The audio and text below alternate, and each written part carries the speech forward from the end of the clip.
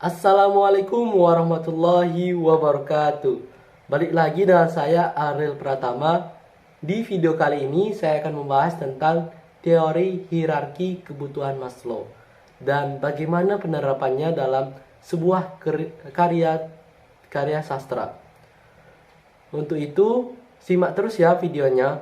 Teori hierarki kebutuhan Maslow adalah kebutuhan di tingkat yang rendah atau kebutuhan primer yang harus terpenuhi atau paling tidak cukup terpenuhi terlebih dahulu sebelum kebutuhan-kebutuhan di tingkat yang lebih tinggi menjadi hal yang memotivasi.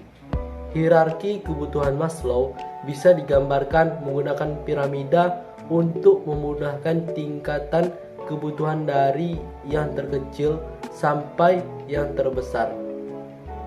Konsep hierarki kebutuhan dasar ini bermula ketika Maslow melakukan observasi terhadap perilaku monyet.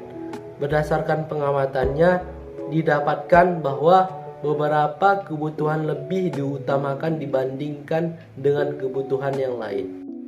Hierarki kebutuhan Maslow memiliki 5 tingkatan, yakni sebagai berikut.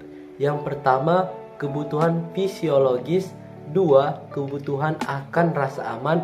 3. Kebutuhan akan rasa memiliki dan kasih sayang. Yang keempat, kebutuhan akan penghargaan. Yang kelima, kebutuhan akan aktualisasi diri.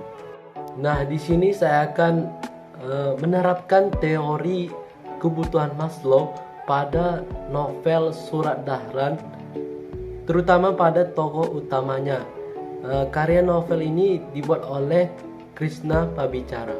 Psikologi humanistik Abraham Maslow pada tokoh utama dalam novel Surat Dahlan karya Krishna Pabicara bertujuan untuk mendeskripsikan aspek psikologi humanistik serta memberikan interpretasi mengenai psikologi humanistik dengan pendekatan psikologi sastra.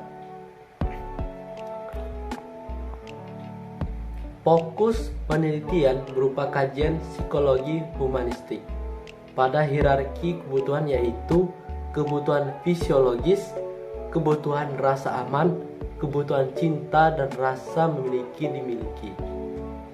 Yang keempat adalah kebutuhan harga diri, dan yang terakhir adalah kebutuhan aktualisasi diri. Pada tokoh utama Dahlan berupa pemenuhan makan dan tidur, tercapainya kebutuhan fisiologis Dahlan ketika ia menemukan makanan yang telah disiapkan untuknya. Yang kedua, tercapainya kebutuhannya dalam bentuk perlindungan dan kebebasan dari kejaran tentara. Terpenuhinya kebutuhan rasa aman Dahlan ketika ia terbebas dari kejaran tentara. Yang ketiga adalah kebutuhan cinta. Dibutuhkan Dahlan dalam bentuk cinta dan kasih sayang dari lawan jenis, yaitu Nafsia.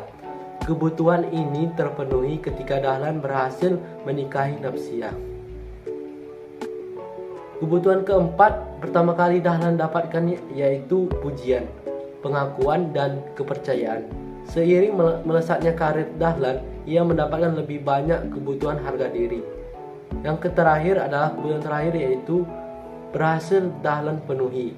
Dibuktikan dengan Dahlan memiliki sifat jujur, pantang menyerah, menghargai orang lain, dan menyukai tantangan.